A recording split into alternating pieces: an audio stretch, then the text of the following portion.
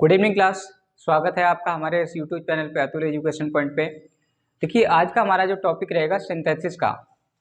ठीक है, इससे पहले हम समझ चुके थे पार्टिसिपल के द्वारा वाक्य को कैसे जोड़ते हैं। उससे नेक्स्ट अगले वाली वीडियो में हम समझ चुके थे बाय यूजिंग इन्फिनेटिव के द्वारा वाक्य को कैसे जोड़ते हैं। आज हम समझते हैं कि नॉमिनेटिव एब्सोल्यूट के द्वारा वाक्य को कैसे जोड़ा जाता है। ठीक है, बहुत ही आसान भाषा में सीखेंगे और बहुत ही कम समय में। ठीक है, तो बने रहिए आप हमारे इस चैनल के साथ। आपको बिल्कुल शॉर्ट ट्रिक के साथ आप सीखेंगे कि आपको तुरंत 2 मिनट में आपको कंबाइन करना आ जाएगा। ठीक है, सिंथेसिस का मतलब होता है कि वाक्य का क्या करेंगे, संश्लेषण करेंगे। संश्लेषण मतलब होता है कि 2 वाक्यों को मिलाकर के एक वाक्य बनाना, इसे कंबाइंड भी कहा जा सकता है। ठीक है, आइए सिंथेसिस समझते हैं। सिंथेसिस करते कैसे हैं, बाय यूजिंग नॉमिनेटिव एब्सोल्यूट के द्वारा। ठीक है, तो हम यहाँ पे सबसे पहले समझते हैं कि नॉमिनेटिव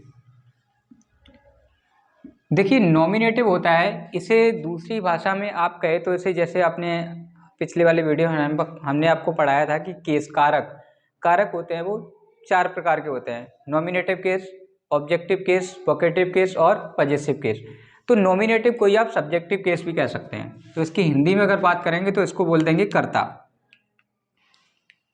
क्या बोल देंगे, कर्ता, यानी कि कर्ता के प्रयोग द्वारा। और एब्सोल्यूट का मतलब होता है, एब्सोल्यूट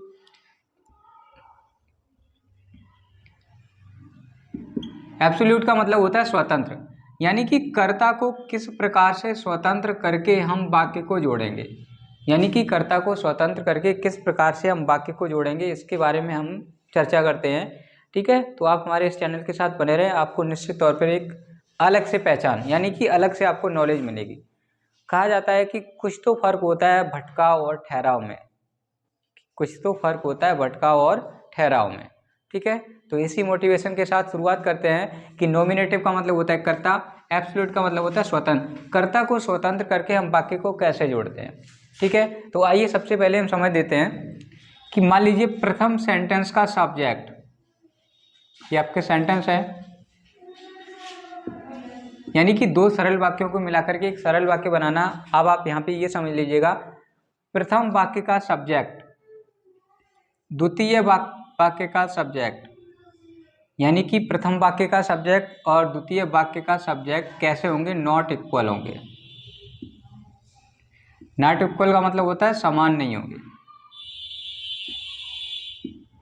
पहली कंडीशन फॉलो होगी आपकी नॉमिनेटिव एब्सोल्यूट में, पहले वाक्य का कर्ता और दूसरे वाक्य का कर्ता क्या होंगे, समान नहीं होंगे। प्रथम सेंटेंस में आपका दिखाएगा रीजन, प्रथम सेंटेंस में आपका दिखाएगा रीजन, दूसरे सेंटेंस में आपका दिखाएगा रिजल्ट। राइटिंग समझ में आ रही है, ठीक है। प्रथम वाक्य में क्या होगा, आपका रीजन क्रिएट होगा और दूसरे वाक्य में होगा रिजल्ट। ठीक है, दोनों वाक्यों का कर्ता कैसा होगा, नॉट इक्वल, मतलब समान नहीं होगा, मतलब दोनों वाक्यों के कर्ता डिफरेंट, अलग अलग होंगे। अब हम समझते हैं कि नॉमिनेटिव यानी कि कर्ता को फ्री कैसे करते हैं। यदि मान लीजिए आपका सेंटेंस, आपका जो वाक्य है, यानी कि प्रथम सेंटेंस की बात कर रहे हैं, जो फर्स्ट सेंटेंस होगा, यानी कि पहला वाक्य, यदि मान लीजिए आपका एक्टिव वॉइस में है, यानी कि जितने भी सारे टेंस होते हैं वो सभी किस में होते हैं, एक्टिव वॉइस में होते हैं, उनको पैसिव में कन्वर्ट किया जाता है। यदि मान लीजिए अगर आपका वाक्य एक्टिव वॉइस में है तो आप प्रयोग करेंगे हैविंग प्लस बी थर्ड का प्रयोग करेंगे, प्लस आपका जो रीजन होगा वो आप लिखेंगे। ठीक है, अगर आपका वाक्य एक्टिव वॉइस में है तो हैविंग प्लस बी थर्ड का प्रयोग करेंगे। यदि वाक्य मान लीजिए आपका पैसिव में है, आई थिंक राइटिंग आपको समझ में आ रही होगी, थोड़ी अच्छा राइटिंग नहीं है लेकिन फिर भी समझ में आ रहा होगा। ठीक है, यदि वाक्य आपका पैसिव वॉइस में है तो आप हैविंग के साथ क्या लगाएंगे, आप बीन लगाएंगे, having been plus B3 plus आपका जो रीजन होगा वो आप यहाँ पे यूज करें।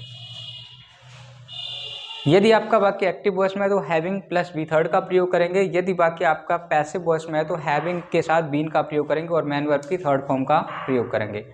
अब कुछ बच्चों के मन में एक शंका ये आ रही होगी, सर हैविंग प्लस B3 का प्रयोग हम पार्टिसिपल का प्रयोग तब भी करते थे, तो वहाँ पे समस्या ये थी कि दोनों वाक्यों का कर्ता कैसे थे, समान थे। यहाँ पे कंडीशन क्या है, दोनों वाक्यों का कर्ता डिफरेंट, यानी कि अलग अलग होगा। ठीक है। यदि वाक्य आपका नॉर्मल है, नॉर्मल का मतलब होता है कि यदि is am are was were, is am are was were, is am are was were, ये जब काम करेंगे मैन वर्ब के रूप में, किसके रूप में काम करेंगे, इसको बी कह सकते हो, काम करेंगे मैन वर्ब के रूप में, तब इसके लिए हम जब नॉमिनेटिव एब्सोल्यूट के द्वारा वाक्य को कंबाइन करेंगे तो किसका प्रयोग करेंगे, आप बीइंग का प्रयोग करेंगे, बीइंग का प्रयोग करेंगे।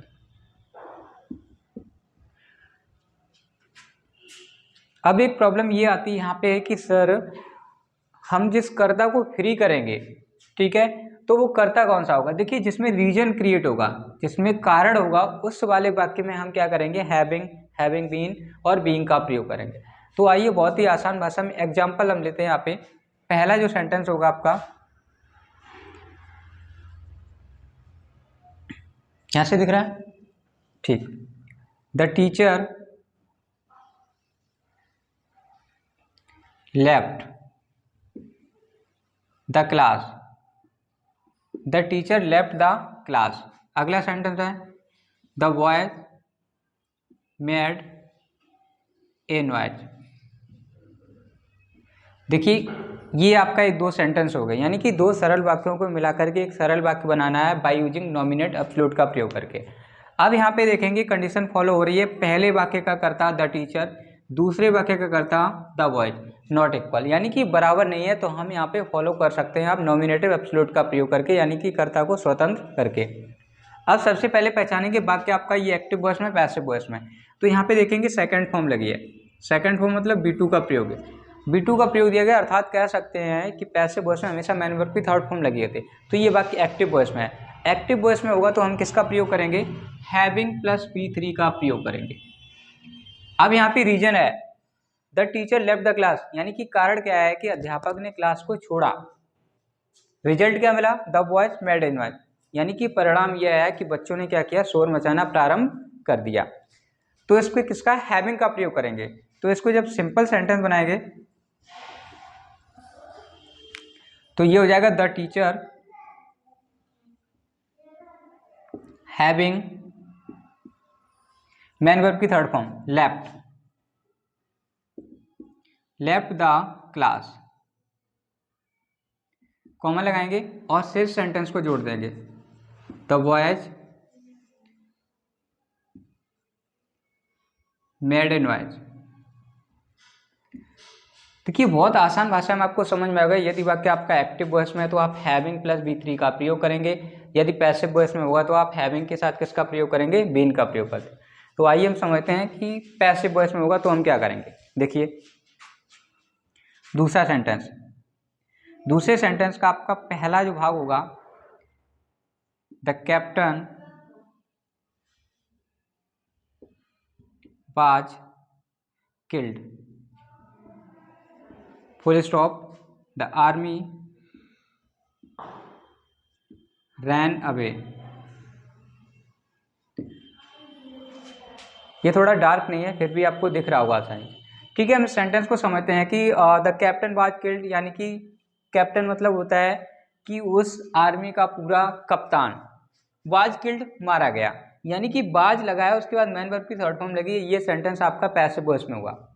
ठीक है, क्योंकि एजएमआर के बाद हमेशा मैन वर्ब की थर्ड फॉर्म आएगी जब एक्टिव वॉइस में होगा, पैसिव वॉइस में मैन वर्ब की थर्ड फॉर्म लगी। जब पैसिव वॉइस होगी तो आप हैविंग प्लस B3 का प्रयोग करेंगे। तो इसको सेंटेंस को हम करेंगे, इसको जब हम सिंपल बनाएंगे तो हो जाएगा द कैप्टन हैविंग, हैविंग के साथ किसका प्रयोग करेंगे, been, having been killed, comma लगाएंगे, शेष सेंटेंस को जोड़ दीजिएगा, द आर्मी रैन अवे।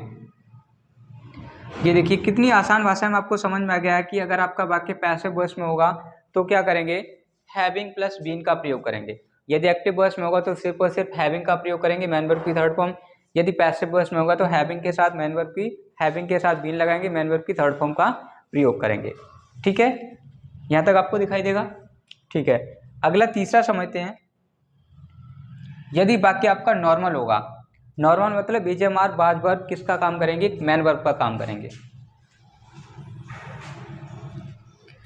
यहाँ पे समझते हैं, इट वाज कोल्ड यानी कि सर्दी थी। No one went out. अब जब देखिए वाक्य आपका नॉर्मल होगा, एजएमआर वाज वर्ब आपके मैन वर्ब के रूप में काम करेंगे, तो हम एजएमआर वाज वर्ब के स्थान पर क्या लगाते, बीइंग का प्रयोग करते थे। इसको कंबाइंड कीजिएगा, कर्ता आपके क्या रहेंगे, नॉट इक्वल, यानी यहाँ पे देखिए द कैप्टन था और यहाँ पे द आर्मी था, यहाँ पे कर्ता आपका एट है, यहाँ पे क्या है आपका अननोन सब्जेक्ट है। ठीक है, तो इसको कंबाइंड कीजिएगा, सिंपल सेंटेंस का बनाएंगे तो हो जाएगा इट, वाज वर्ब के स्थान क्या लगाएंगे, being, it being cold, comma लगाएंगे, नो वन वेंट आउट। ये देखिए बहुत ही आसान भाषा में आपको समझ में आ गया होगा कि यदि वाक्य आपका एक्टिव वॉइस में रहेगा तो आप हैविंग प्लस बी थर्ड का प्रयोग करेंगे, जो कि यहाँ पे लिखा हुआ है। यदि वाक्य पैसिव वॉइस में रहे तो हैविंग के साथ बीन लगेगा, मैन वर्ब की थर्ड फॉर्म लगाएंगे। यदि वाक्य आपका नॉर्मल है, एजएमआर वाज वर्ब मैन वर्ब का प्रयोग काम करेंगे, तो उसके बाद क्या लगाएंगे, बीइंग का प्रयोग करेंगे। तो कोई भी सेंटेंस हो तो आप इस प्रकार से बना सकते हो, बहुत ही आसान भाषा में, बट दोनों के कर्ता जो होते हैं वो नॉट इक्वल, समान नहीं होने चाहिए। ठीक है, देखिए सिंपल सी बात यह है कि यदि वाक्य आपका एक्टिव वॉइस में है तो आप हैविंग के साथ मैन वर्ब की थर्ड फॉर्म का प्रयोग कीजिएगा, बट सिचुएशन आपकी कंडीशन ये होनी चाहिए कि प्रथम वाक्य का कर्ता और सेकंड वाक्य का कर्ता समान नहीं होना चाहिए। ठीक है, तो उम्मीद करते हैं आपको ये प्रोसेस समझ में आएगा। आप चाहे तो इसका स्क्रीनशॉट ले सकते हैं, बहुत ही आसान भाषा में आपको समझाया, बहुत ही कम समय में। ठीक है, कोई भी एग्जाम्पल आप ले सकते हैं और इस प्रकार से आप उसको सिंपल सेंटेंस यानी कि कंबाइंड सेंटेंस कर सकते हैं। देखिए एक बात कहना चाहेंगे कि शिक्षा वह शेरनी का दूध है, शिक्षा वह शेरनी का दूध है, जिसने भी इसको पिया है वो दहाड़ा है, यानी जिसको नॉलेज होगी वो अवश्य बोलेगा।